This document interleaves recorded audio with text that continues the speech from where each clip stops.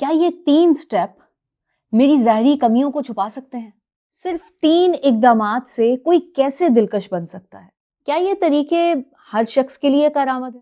अगर मैं बहुत मामूली दिखता हूँ, तो क्या मेरी शख्सियत में कुछ ऐसा चेंज आ सकता है इन तीनों फ़ॉर्मूलाज़ को अप्लाई करने के बाद कि लोग मेरी तरफ मुतवज्जे हों? मेरे चेहरे पर इतने दाग धब्बे हैं, क्या लोगों की तवज्जो इन पर से हट सकती है अगर मैं ये 3 स्टेप्स फ़ॉलो करता हूँ? बगैर मेकअप के भी क्या इन फ़ॉर्मूला से दिलकश या खूबसूरत लगा जा सकता है? प्रोफ़ेशनल और पर्सनल दोनों में काम करेंगे क्या? अगर ये सारे सवालात थंबनेल को देखने के बाद आपके माइंड में आ रहे हैं, तो ये व्लॉग आप ही के लिए है।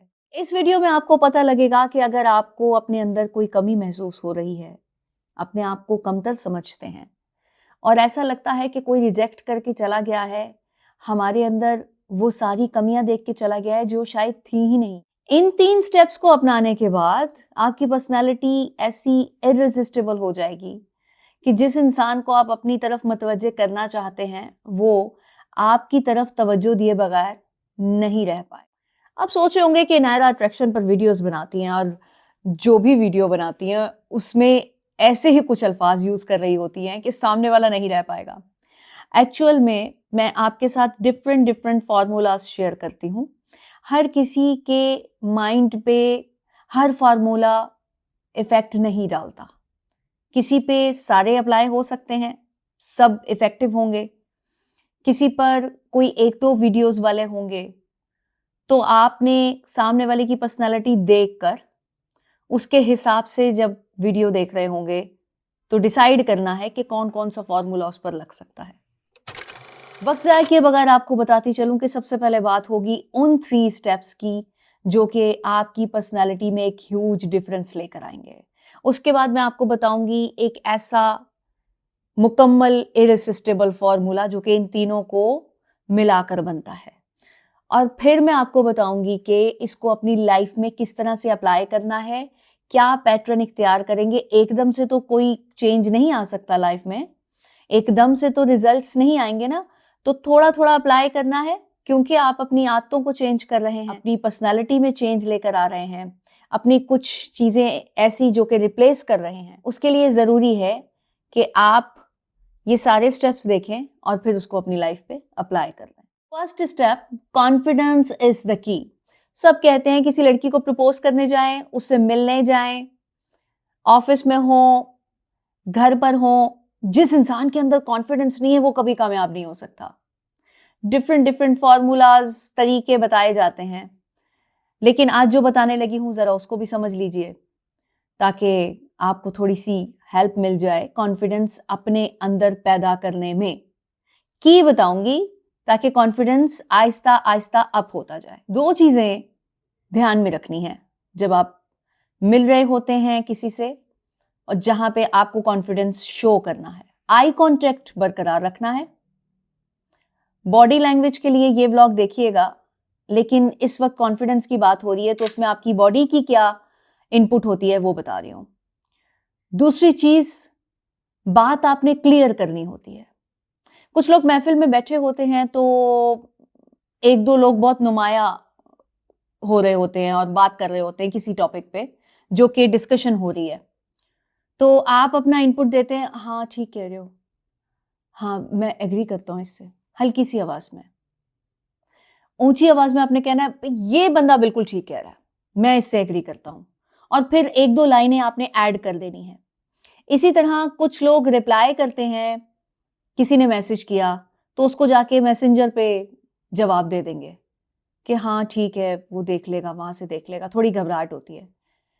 ये लो कॉन्फिडेंस की अलामत होती है। जहां पे आपने जवाब देना है या मैसेज का रिप्लाई करना है, एड्रेस करना है, किसी ऐसे इंसान से बात कर रहे हैं आप जो कि काफी अरसे बाद आपसे बात कर रहा है और आपको डर लग रहा है कि इसको कहीं कुछ बोलूंगा तो ये नाराज ना हो जाए या पता नहीं क्या रिप्लाई आएगा। जितनी भी बात आपने किसी से भी करनी है तो बिल्कुल ऐसी जगह पे जाके करनी है या ऐसा मीडियम यूज करना है जो कि डायरेक्ट उसको मैसेज पहुंचाए।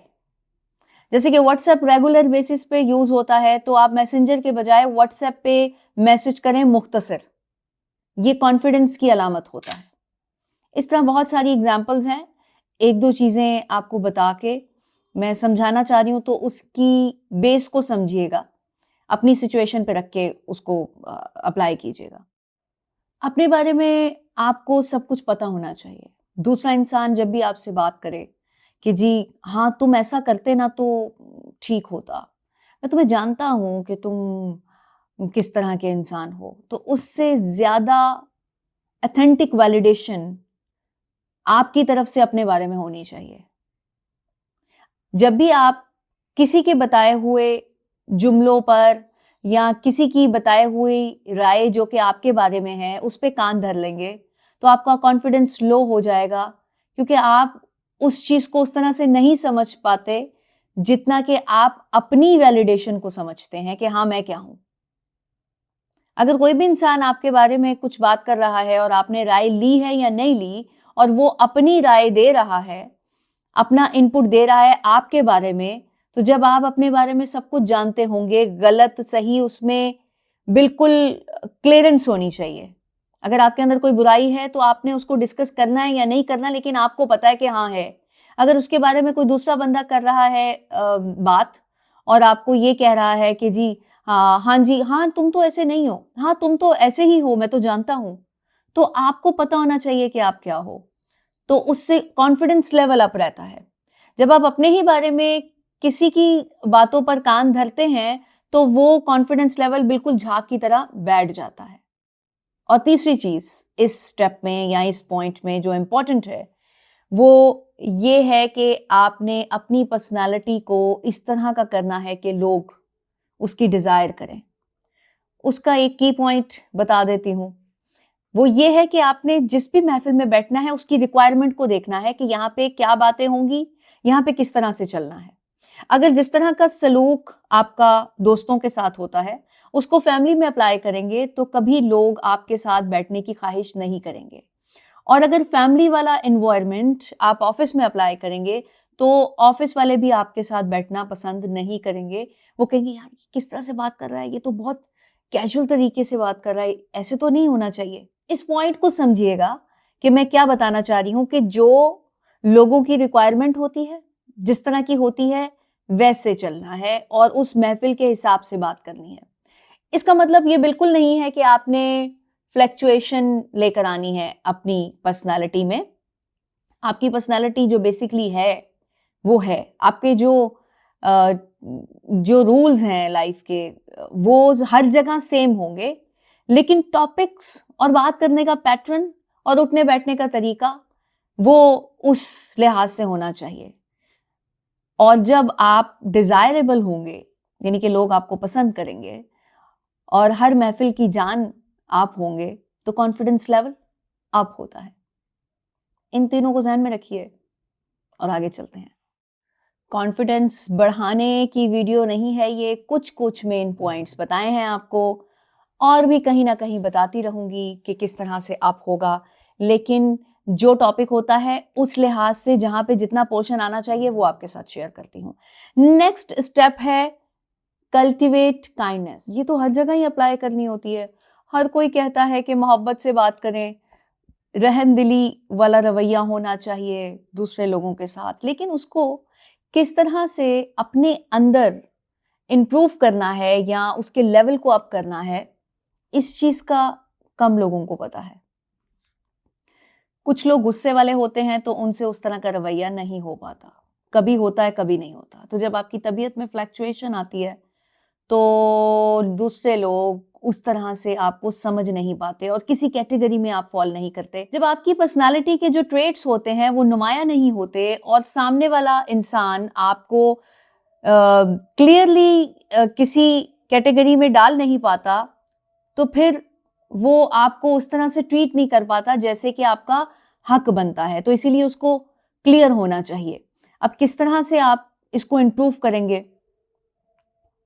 अपने इर्द गिर्द के जो लोग हैं, ऑफिस में हैं, घर में हैं, फ्रेंड्स में हैं, छोटी छोटी हेल्प करनी है आपने। जैसे कि अगर किसी को प्यास लगी है तो आप कहेंगे नहीं मैं लेकर आता हूँ पानी। किसी का कोई बड़ा काम है, बाहर से कुछ लेकर आना, चलो आप मिलके चलते हैं, लेकर आते हैं। छोटी छोटी चीजें जो कि किसी की जरूरत है और आप उसमें इजीली हेल्प कर सकते हैं, उनसे आपने अपनी पर्सनैलिटी डेवलप करनी है कि हाँ मैं ऐसा हूँ। किसी को मेडिसिन की ज़रूरत है, आप कहीं गए हुए हैं तो आप उसको प्रोवाइड कर रहे हैं, कहीं पहाड़ों पे गए हुए हैं और वहाँ पे मेडिसिन ईजिली नहीं मिल रही है तो आप कहें अच्छा मैं लेकर आता हूँ। तो इस तरह से आप सामने वाले के दिल में अपनी जगह बनाते हैं और जितने भी लोग इस एक्ट को देख रहे होते हैं वो भी आपको उसी तरह से समझते हैं और उसी तरह से इंटरप्रेट करते हैं कि हाँ ये इंसान बहुत हेल्पफुल है। तीसरा स्टेप है अपने इंटरेस्ट को शो करवाना होता है। काइंडनेस, रहम दिलाना तरीके से लोगों के साथ पेश आना। अब उसमें आपका इंटरेस्ट हो भी सकता है और नहीं भी हो सकता क्योंकि ये आपकी नेचर में शामिल है और आप किसी की हेल्प कर रहे हैं।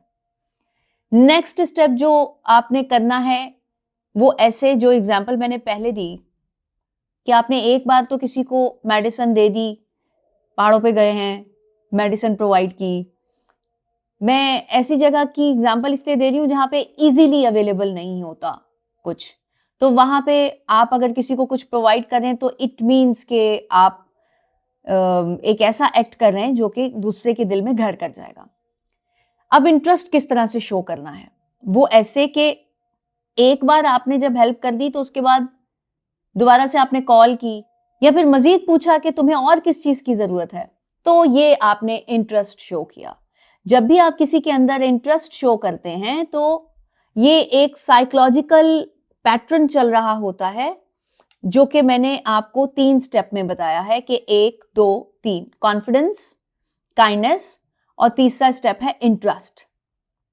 ये इसी लूप के साथ जब आप अप्लाई करेंगे तो रिजल्ट आएगा। ऐसा पावरफुल फॉर्मूला तैयार होगा जो आपने शायद पहले की जो मेरी अट्रैक्शन वाली वीडियोस हैं, डिस्क्रिप्शन में भी हैं, उनसे थोड़ा डिफरेंट है।